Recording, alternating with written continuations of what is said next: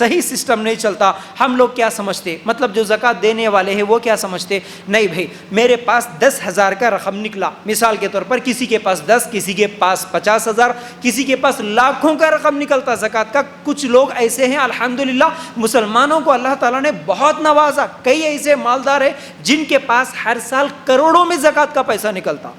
اب جو بھی زکوٰۃ کا پیسہ نکالتا, اب وہ سوچتا نہیں بھائی اب میرے پاس 10,000 ہے, مثال کے طور پر زکوٰۃ کی رقم ہے, اب میں زکوٰۃ کی رقم 10,000 کو اگر 500 کر کے دوں گا 20 غریبوں کو دے سکتا ہوں, اس کا مطلب مجھے زیادہ فائدہ ملتا. یہ سوچ کے وہ 500 روپے لوگوں کو بانٹ کے آتا.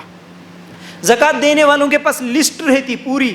وہ ہر سال نکالتے, اچھا پچھلے سال کس کس کو دیے تھے, کس کس کو دیے تھے, اس کا ایڈریس نکال کے, اس کا فون نمبر نکال کے, یا تو اسے فون کر کے بلا کے دیکھو یہ سال 500. اب وہ لینے والا سالہ سال لیتے جا رہا زکوٰۃ کا رقم, یہ دینے والا سالہ سال دے رہا. اس کا باپ بھی زکوٰۃ لیا تھا, اس کا بیٹا بھی زکوٰۃ لیا تھا, پھر اس کا بھی بیٹا زکوٰۃ لیتا. وہ لینے والا چھے ہمیشہ, اب یہ دینے والا انہی کو دیتے جا رہا, انہی کو دیتے جا رہا, ہر مہینہ بلکہ ہر سال 500 روپے, 1000 روپے اس طرح دیتے جا رہے. اللہ کے لیے غور کرنا, اصل میں اگر اس زکوٰۃ کے سسٹم کو سمجھ کر لوگ اگر تھوڑا سا اگر اپنی سوچ کو بدلتے تو اس سے کتنا فائدہ ہوتا. دیکھو ہر سال 500 روپے ایک آدمی کو دینے سے بہتر اگر چچیرے بھائی, تائرے بھائی, اس کے خاندان کے جتنے بھی لوگ ہیں سب لوگوں کا, ٹھیک ہے بھائی میرے پاس ایک 10,000 رقم ہے, مثال کے طور پر میرے چچیرے بھائی کے پاس ایک 10,000 کی رقم ہے زکوٰۃ کی, پھر تائرے بھائی کے پاس ایک 10,000 ہے, یا نہیں تو ایک 4-5 دوست مل کے ہر ایک کی 20,000 کی اگر زکوٰۃ کی رقم ملائیں گے, ایک جگہ ملائیں گے تو 1 لاکھ روپے جمع ہوں گے, کسی کے 2 لاکھ جمع ہوں گے, کسی کے 5 لاکھ جمع ہوں گے. اس طرح ایک بڑی رقم جمع کر کے اس کے بعد کون ہے مستحق, کون ہے غریب, کون ہے جو قرضوں میں ڈوبا ہوا ہے, کون ایسا ہے جو بے روزگار ہے, اس کے لیے ایک ٹھیلا لگا کے دے دیے, اس کے لیے ایک آٹو خرید کے دے دیے, اس کے لیے ایک رکشہ خرید کے دے دیے, اس کے لیے ایک چھوٹی سی دکان لگا کے دے دیے. اگر کسی کے ہاسپٹل میں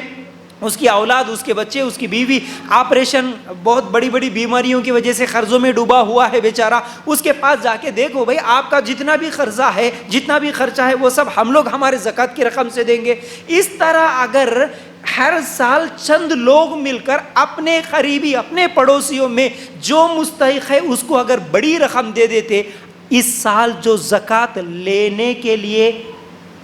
ہاتھ پھیلایا تھا, جو زکوٰۃ کا مستحق تھا, اگلا سال وہ زکوٰۃ نہیں لے گا. پھر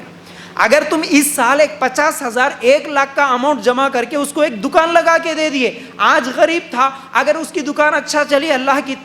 فضل سے تو پھر وہ کیا ہوگا, اگلا سال پھر اسے زکوٰۃ دینے کی ضرورت نہیں پڑتی نا, وہ خود اب دکان لگایا الحمدللہ, وہ خود کام کرے گا, اللہ چاہے تو وہ خود پھر 1-2 لوگوں کو کام دینے والا بنے گا اس کی دکان میں. ایسا ہو سکتا ہے. آج ایک بے روزگار ہے, غریب ہے, اگر اس کو ایک آٹو آپ خرید کے دے دیے سب لوگ مل کے, اگلا سال وہ نہیں مانگے گا, پھر اس کو ضرورت نہیں پڑے گی زکوٰۃ کی رقم کی, وہ خود محنت کر کے دوسروں کے پاس کما سکتا ہے. سالہ سال لوگ قرضے ادا کرتے مر رہے, اس کو آپ 500 روپے 1000 روپے دیں گے تو پھر یہ کیا ہوگا. ہم سمجھتے زیادہ لوگوں کو دیے تو زیادہ ثواب, نہیں, آپ کے اوپر زکوٰۃ فرض ہے, دے دیے, اس کا جتنا ثواب ملنا اتنا ملے گا. آپ ایک آدمی کو دو یا آپ 10 آدمیوں کو دو, لیکن 10 آدمیوں کو 1000 500 بانٹنے سے بہتر اگر اس طرح بڑی رقم جمع کر کے کسی ایک مسلمان کی اگر مدد کر دیں گے تو الحمدللہ کتنا بہتر ہوتا. اگلے سال وہ مانگنے والوں میں نہیں رہتا, اللہ چاہے تو کچھ سال کے بعد وہ دینے والوں میں بھی ہو سکتا. اگر دکان کے لگا کے دے دیے, کوئی کاروبار شروع کر کے دے دیے, کچھ دنوں کے بعد اللہ چاہے تو وہ خود